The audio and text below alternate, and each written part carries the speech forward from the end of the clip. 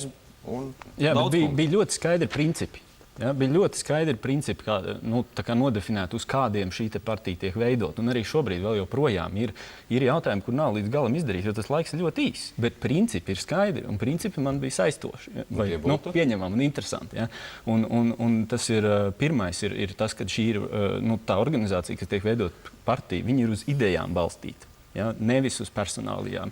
Viņi ir ideoloģiski bāzēti. Ir konkrētas kaut kādas idejas, kā mēs redzam.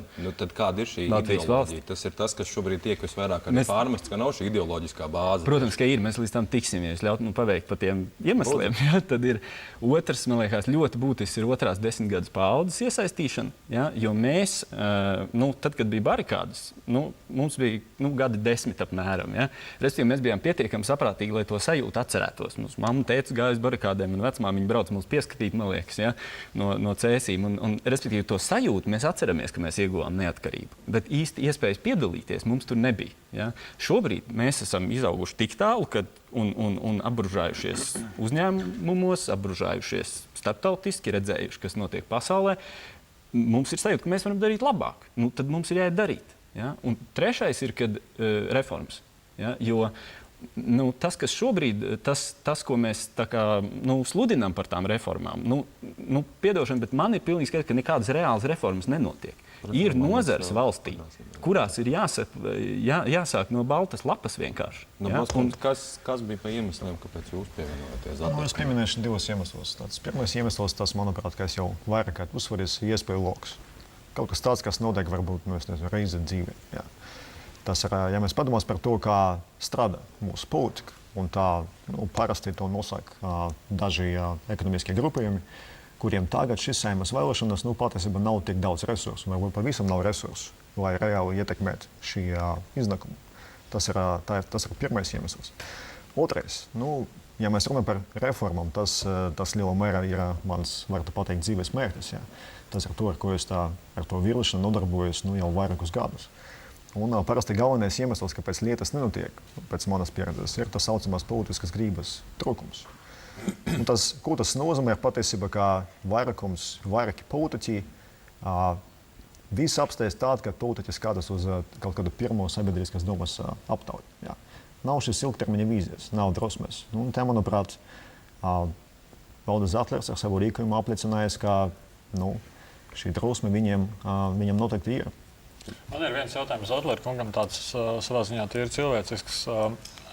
Kāda, jūsuprāt, ir atšķirība būt valsts prezidentam, kāds jūs bijāt, un otrs būt partijas vadītājiem? Ņemot vērā, ka mēs šobrīd atrodamies ne tikai referendumu priekšvakarā, bet mēs atrodamies arī jūsu partijas dibināšanas priekšvakarā. Kāda ir atšķirība? Ļoti liela atšķirība. Valsts prezidentam ir satensties uzlikti pienākumi, kur viņiem ir jāpild pēc labākās gribas, ja un viņš savā zvērstā to arī apliecina. Un viņam ir noteikti funkcija varu līdzsvarā, kur viņam ir jāveic. Tad viņam jābūt līdzsvarotājiem, viņam jāved prom no dažādām kataklizmām, ja, kas notiek starp izpildvaru, tiesvaru un likumdevēju varu. Tas ir darbs, kas ir jādara. Šeit, esot politiskās partijas līderim, man ir jāstāv savu ideju programmu kopā ar saviem domu biedriem, un šī programma jārealizē. Un tas jau ir daudz šaurāks spektrs, tad mēs zinām, kur mēs ejam. Mēs zinām, kāpēc mēs ejam, un mēs paužam savu viedokli daudz kategoriskāk nekā būdams prezidents. Prezidentam kategoriski jāpauž viedoklis tad, kad tas ir nepieciešams. Prezidents nevar par katru sīkumu izteikt savu viedokli. Reformas ir, es pieņemu, jūsuprāt, nozīmīgs un būtiska lieta. Tieši reformas, Zatlera reforma partija. Kāpēc jūs kā prezidents nerunājāt kategoriski, ka ir nepieciešamas reformas, kas nav sīkums? Ko jūs varējāt kā prezidents varbūt inicijēt? Jūs par to esat runājis, bet jūs neesat runājis konkrēti, mums vajadzētu darīt tā. Ko Satversme jums būtībā neaizliedz darīt kaut ko tādu? Es tomēr oponēšu jums. Es esmu prezidents, kas iesniedzis vairāk grozījumus tieši Satversmes līmenī, jo tas ir prezidentālais līmenis, tātad politiskās sistēmas modernizācijas virzienā no prezidenta kancelēs, no manis izveidotās konstitucionālo tiesību komisijas ir nākuši tieši reformu labi, konstitucionāla Idejas, jā, tās ir reāls reformas. Sistēmā jūs runājat par reformu nepieciešamu. Es pieļauju, Dombrovskis runās par pensiju sistēmu reformu, veselības aprūpes sistēmas reformām. Par tām jūs uzskatāt, tas bija pietiekami stiprs lobijs šīm reformām prezidentūras laikā? Jūs runājat šobrīd par lobby, bet ja mēs runājam, kas ir prezidenta uzdevums, kādas reformas veicināt, tad tās bija politiskās sistēmas uzlabošanas reformas. Un lielākā daļa no maniem priekšlikumiem, ko es iesniedzu gan iepriekšējā saimā, gan šajā, nav realizēta. Tātad man joprojām kā politiķiem šobrīd ir jāiet un par šīm reformām jāiestājas. Tas ir piemērs, piemēram, kur citur nav reformas lāsī, gan arī tās manis iniciētās reformas nav realizētas, izņemot to, ka tautai ir tiesības nobalsot, savākt parakstus, nobalsot par Saeimas atvēršanu un jaunām vēlēšanām. Tā ir vienīgā politiskā reforma, kas tika pieņemta pēc manas iniciatīvas. Bet inicijējis es biju daudz vairāk. Un šobrīd es nostājos jau tajā pusē, kā politiķis, kad es kā politisks spēku vadītājs eju, lai šīs reformas turpinātu. Un tagad nāk klāt arī tās reformas, ko jūs minējāt, gan izglītībā, gan veselības aizsardzībā, gan valsts pārvaldē, kur, piemēram, prezidenta ietekme, vai jūs, kā minējāt, lobby ietekme ir daudz mazāka. Tas mans jautājums attiecībā uz tām atšķirībām bija tāds, ka, piemēram, ir viens variants, ka jūs esat valsts prezidents, jums ir televīzijas ekrāns un jūs pasakāt, vajag un tā. Un otrs variants ir būt partijā. Es domāju, ka jūs neesat tik naivs un necerat savākt parlamentā 51 balsi vai vairāk nekā pusi, kas nozīmē sadarboties šajās reformās, ko jūs minat. Cik jūs nākat ar tādiem principiāliem uzstādījumiem, cik jūs turpmāk būsiet principiāls un kādos kompromisos jūs varētu ielaisties un vai jūs saprotat, ka jums būs jāielaiž tajos kompromisos? Protams, kāda būs iespējamā valdošā koalīcija pēc iespējamām vēlēšanām, neviens šodien nevar pateikt. Ne es, ne jūs, ne kāds cits.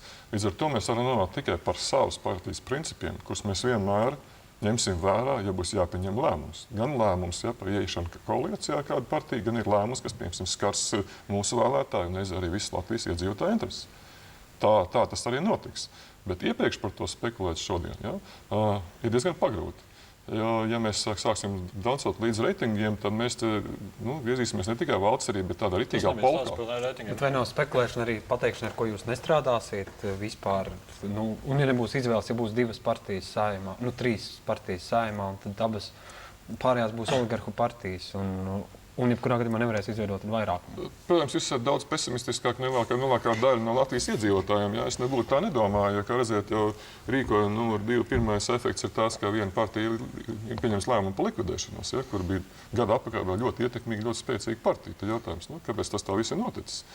Manuprāt, tā vienīgā sarkanā līnija, ko mums būs jānovelk, un mēs esam praktiski mēs esam paziņojuši. Mēs gribam mazināt naudas loma politikā. Līdz ar to mēs arī nesadarbosimies ar tām partijām, kuras būs ietekmētas no lielas naudas un bieži vien neskaidrs izsaucas naudas. Cik ir liela nauda? Tas ir labs jautājums.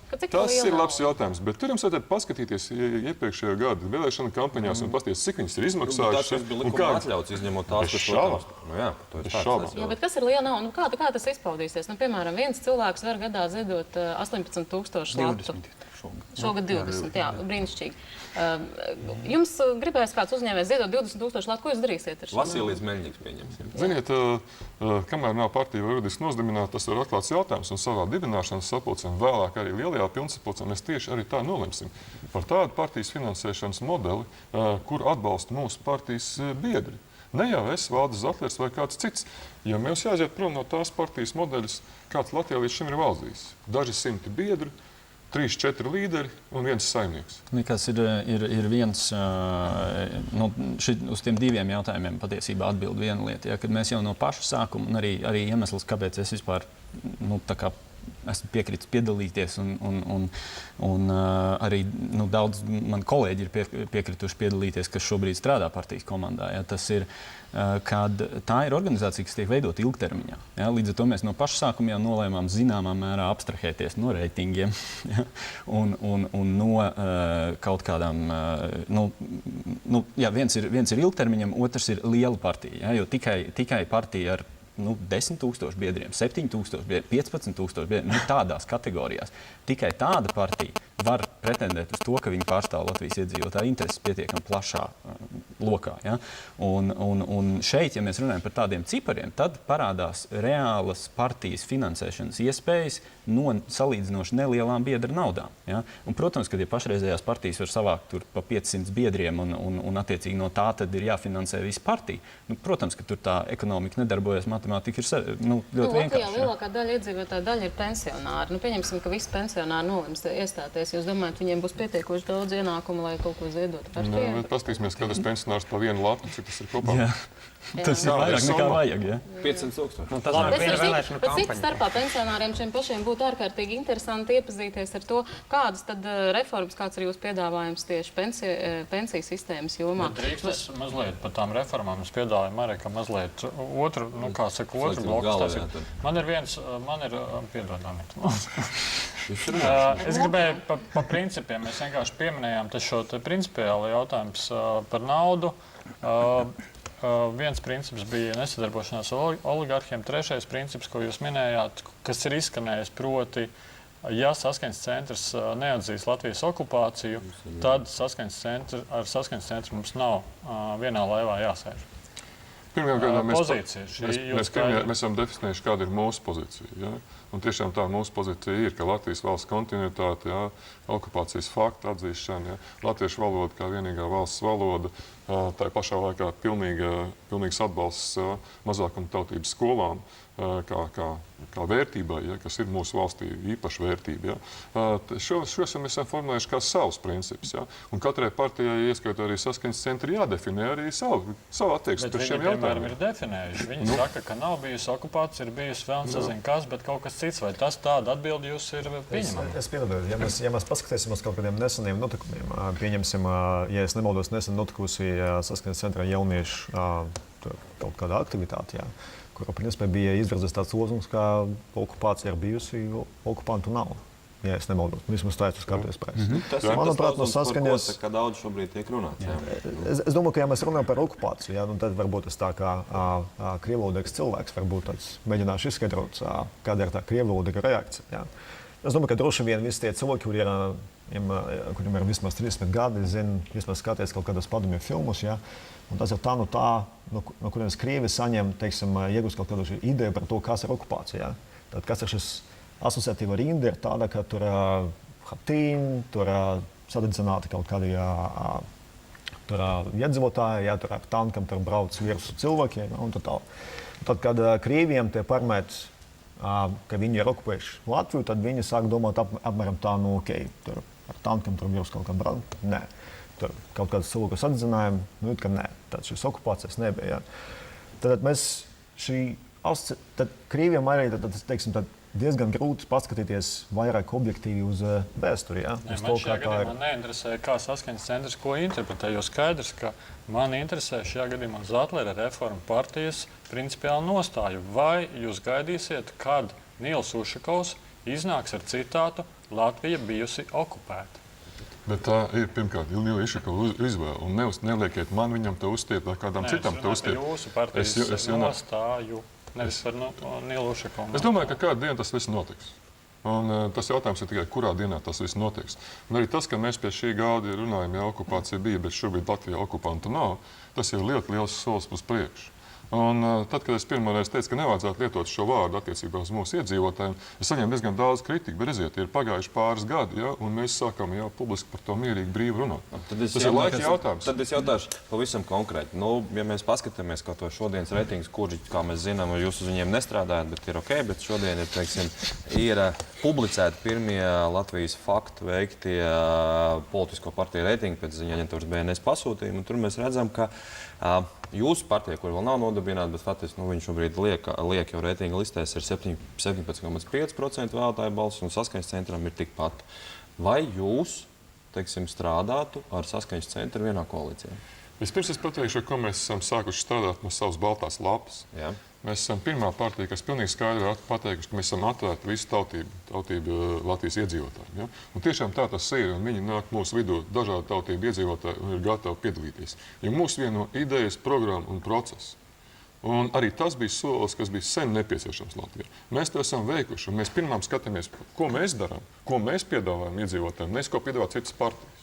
Tas ir atkal jūsu stereotips. Ziniet, tā problēma jau bija tāda, ka vienotība, kā jūs